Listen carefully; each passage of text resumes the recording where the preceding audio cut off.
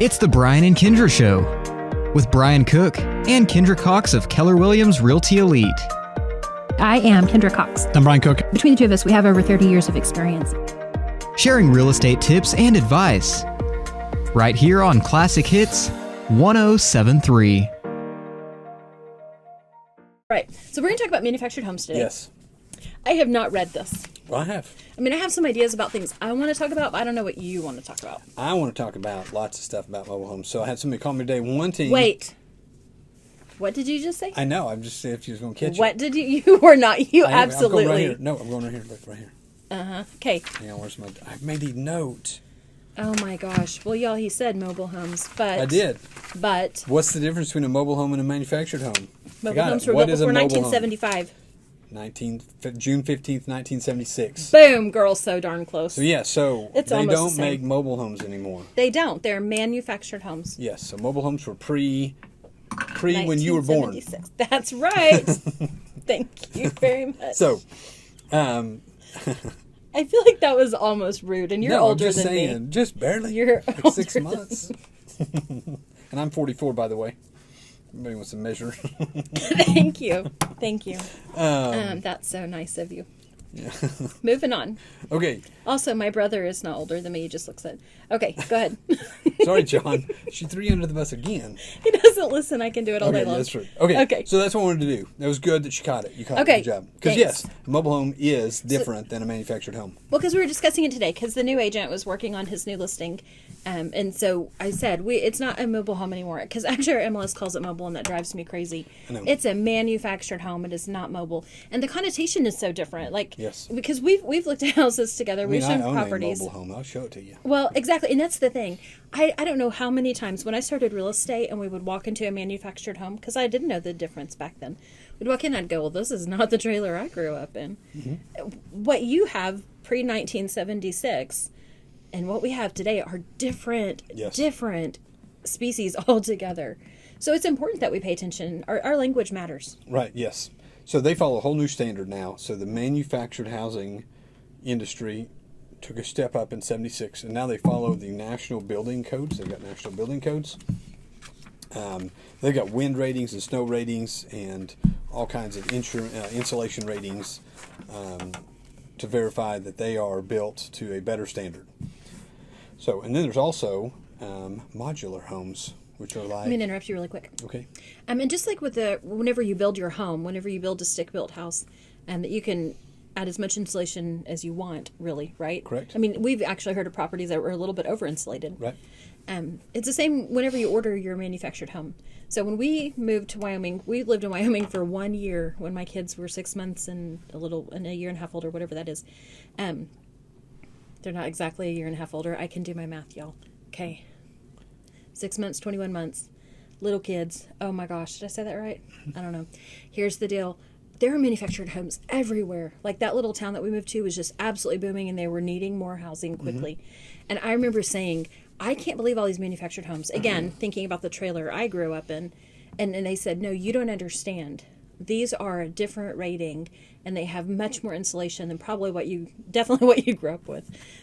But even what we would have here. So there's different ratings in that too. Yes. So it's important to pay attention to that. Yeah, they have the zones. So, like, I Yes. mean, you move to South Texas, there may not, I mean, you're going to have very less insulation because your temperate weather is right. the same year So round. I wanted to point that out. I didn't mean to interrupt you, but I think that's important. No, that's good.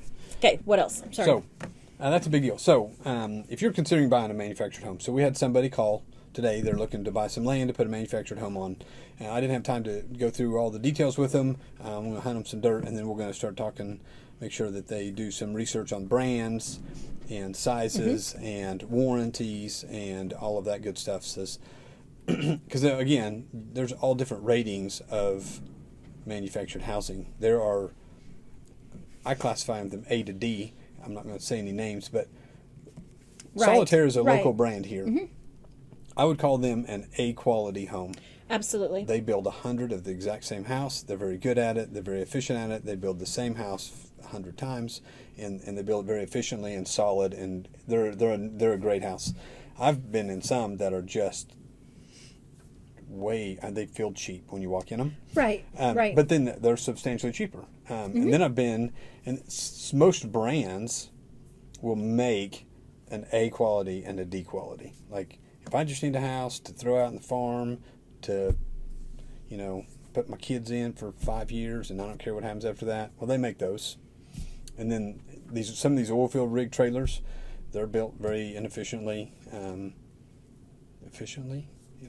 whatever. They're inexpensively. There we go. And so they're not made to last 30, 40 years. So you need to look at that. Quality is, you can buy a varying quality. Just like buying a car, I can go buy a Chevy stripped down pickup, or I can buy a Cadillac pickup. Right. Same thing. So, absolutely. So, and the price will range differently. So there's a lot going into a mobile home, a manufactured home. See, now I can't say it right. So manufactured home. So one of the biggest things is if I went out in the country and I buy 10 acres and I go build a house and I don't put any brick on it, I don't put siding, I put the cheapest siding on it.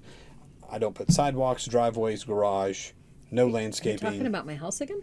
I'm talking about my house. Oh. No. You don't do any of that stuff. There is a value Absolutely. to the exterior of your home. Mm-hmm. We were discussing that with a house. Shanda's working on a listing, and we were discussing, what's the value of the landscaping in your home? I think it could be up around 10%. Okay.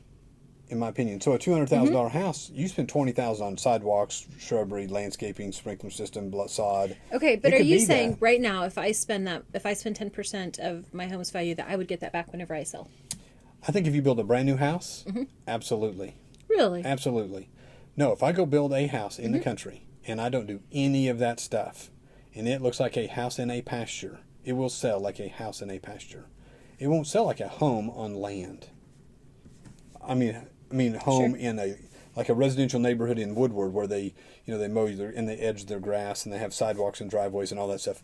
I think there's a big difference. So the same thing happens with a manufactured home. It does. You're absolutely right. Like most people don't go out and build a house and just don't put a grass or don't put landscaping, then no driveway, none of that stuff. They do all that stuff when they build houses. So if you treat your manufactured home the same way, you just pull it out in the pasture and hook it up, it's going to sell like a no yard. You're going to lose 5 to 10% of the value just because it looks like a mobile home in a pasture. Okay, so let's talk about why that would be. Okay. Whenever we're shopping, I think because of the attractive value, the curb appeal. Curb appeal is a big deal. I mean, I would like to say that it's not, but it just is. It just absolutely is. I don't even have plans to sell my house, but I'm constantly looking at the outside going, oh, that's not good curb appeal. Oh, that's great curb appeal. Oh, that's not good. I mean, why can I not grow flowers, y'all? Why? I do the same thing. Like, I hate my yard this year. Like, I've already missed it. Like, I've already messed up this year, and I'm like, screw it. Next year, I'm sprinkler and sod. There's always next year, I'm Brian. going to bring a truckload of sod. There's too many stickers. I can't kill them all. I'm just going to next year. I'm going to You burn have it. to pick them. How many times must I say this? You should see the dumpster full of stickers we have picked, and then they just came out of nowhere. Are you getting the roots? Are you doing it right? Probably not. You want to come show me? You want me to show? What are you doing later? It's like this weird thing. Like, I like to peel the what is it I like to do? Oh, the wallpaper. Oh, yeah. Whenever we show out, I had a buyer tell me that you told them I would come peel their wallpaper if they would bring me a caffeinated water. I might have said that. There's a little bit of truth. I thought if you just invited her, she'd probably come do it. I thought I was trying to get you a little more than just an invitation. I think for them it would have been more like, Kendra would really like to use your kitchen if you let her peel the wallpaper. I'd make a pie there. Okay, anyway, point being, stickers. Man, once you get started, Oh, man. But now I'm like looking for them all the time, like with my little sticker picking tool. It's taken years. It's funny. A couple of years, and you've really hammered yours out. I'm telling you. Well, I worked really hard last summer, and then it made this summer so much better, combined with the spring. Right. And we talked about this last week too, whenever we were talking about budgeting for homeownership. It's important. It is really important that I continue with that maintenance and that I continue to add to it. So the first year I did nothing, and you could tell. In fact, I'd sent a picture to a friend in Florida, and he said, Kendra, your yard looks like poop. And I said, I know, but I don't know what to do about it. And so I sent him one this year, and I said, look what I've done. He's like, that doesn't even look the same. Yeah. But I didn't know what to do.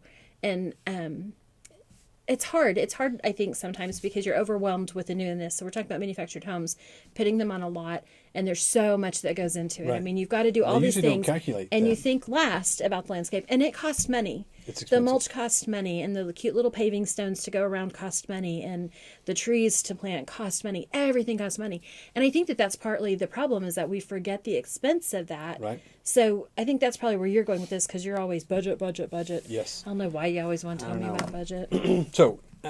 So when you're setting up a manufactured home, you've got to buy the land. So if you compare it to a house, the most of the reasons why people do the manufactured housing over just purchasing a home or building a home is the timeline. So a buddy of mine and I partnered and bought one and set one up west of town, and we just wanted to see what it really takes to do it. And by the day I made the phone call, October the 1st, our house was sitting on concrete in Woodward, ready to hook up on October 30th. It took them 30 days to build it and deliver it. And while they were building it, we were here pouring concrete, getting electric, water, sewer line done. That's crazy. We had it livable in less than 45 days from the day we said, hey, let's go and order one. And we made the phone call, ordered it, 45 days, it was livable. So that's a big deal if you're in a hurry to move somewhere. Now, we then also sodded the front yard, built big porches. Right. We bricked the skirting later. I mean, it took us a little time to get those things Let's done. talk about porches. Okay. Manufactured homes. I think that that's one of the big things. Is that part of your landscaping or is that separate? That's part of your landscaping. If you keep they bring you usually a set of steps just to get into the house. I mean, if you just leave those as your steps, it's not as attractive. It's not attractive. I mean, you're back to buying the stripped down. You are. I just really quick, I have to say that Ashley, one of the agents in our office, she said she likes to peel wallpaper too. Yes. I am not alone. Okay. How about pick stickers? Because I've got an invite. Ashley, you want to pick stickers with me? Yes. Okay, so a family member of mine has a solitaire, and they have done amazing work at making their solitaire. It looks absolutely fantastic. Yes. So they did a lot of concrete work and made some nice rounded patios and nice concrete. Does it have a garage? They did add a garage. Big deal. Attached, and they did it so well. Like, it's brilliant because theirs is one of the 4-bedroom, 2-bathroom plans, 2.5 baths, and so there was the 4th bedroom was really small and almost like an office. Yep. So they used that as the entrance from the garage, come through the office into the hallway. It is perfect and brilliant. So much better than some of the things that we see done. And the little window, the bedroom it lost one window, but they still have a great window. So there's still plenty of natural lighting. But what they've done with their patios and their porches, it really, really added to the curb appeal and to that home feel of that property. Because whenever it's just the manufactured home, brand new, sitting on the lot without all those extra things, I think that's whenever you think mobile. Right. Because it doesn't look like it's there. It doesn't look like a structure that's going to be there. And here's the thing. I think what's funny is we say this, like your 1976 or before mobile home is not worth anything, but actually it's still livable. Yes. Ironically, we act like they're not, but they are. But these newer ones, the ones from the 90s even, are still holding some value. Yep. And are very livable and good properties whenever they're well maintained. Right. So there's an addition west of town, Wendover. Like almost all the houses in there, all of them have sidewalks and yards. Right. And they may have an attached garage or a shop or a carport attached to the shop or big porches and privacy fences and sprinklered yards. And like it's a pretty nice addition. It's a nice neighborhood. Yes, Nice absolutely. neighborhood. So, and those houses generally hold their value. Yes. So we're going to need to take a quick break, and then when we come back, we're going to talk about manufactured, and then we're going to talk about quick modular homes. We got to talk about lending. We got to talk about lending. Okay, we'll be right back. Finally scheduled. Hey, we are back, and we got short time, so we're going to buzz through some of this. We're going to talk about lending, mobile home, manufactured home, modular home lending. You really can't get a mobile home loan anymore. You can. It's called the chattel loan. Very hard to do. Higher interest rates, shorter terms. You can also get a manufactured home loan without the land. It's also called a chattel loan. They're more expensive, shorter terms, because they are higher risk, and because you can move the house. Right. Today they do this surrendering of the title. So if you move a manufactured home to some land, they'll surrender the title. They say it becomes part of the land. And it is a lot more complicated to go move it. You can hire a house mover. You can actually hire a mobile home mover to move it. But then there's some hoops you would have to jump through with the state. Right. and the assessor's office to make Right. it legally moved. So there's all that. So, so getting a loan, so that you can get a USDA VA loan on brand new ones.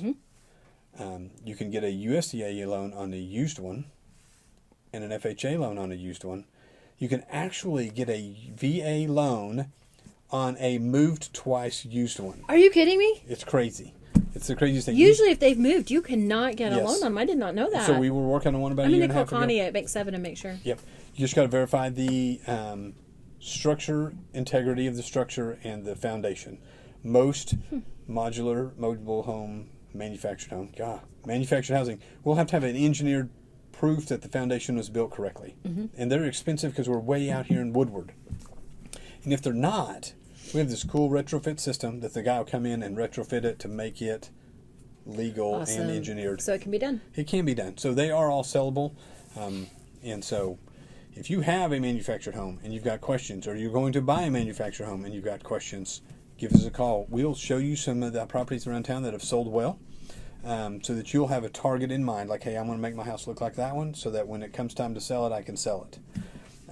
We want your investment in your real estate in Woodward area or wherever you're at to be beneficial. And Absolutely. we want to be able to sell it. And we want you to be able to sell it. We want you to be stuck. So we ran out of time today. There's a whole bunch more information here. Maybe we'll have to have another show. Maybe we'll get the solitaire guy in here and talk to us about how they build them. That'd be kind of fun. And so we've got some modular and manufactured homes on the market.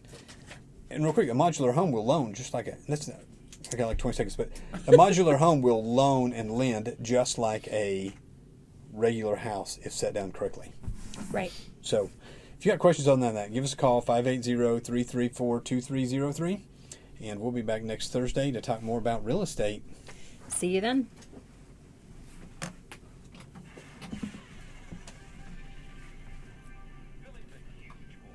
Radio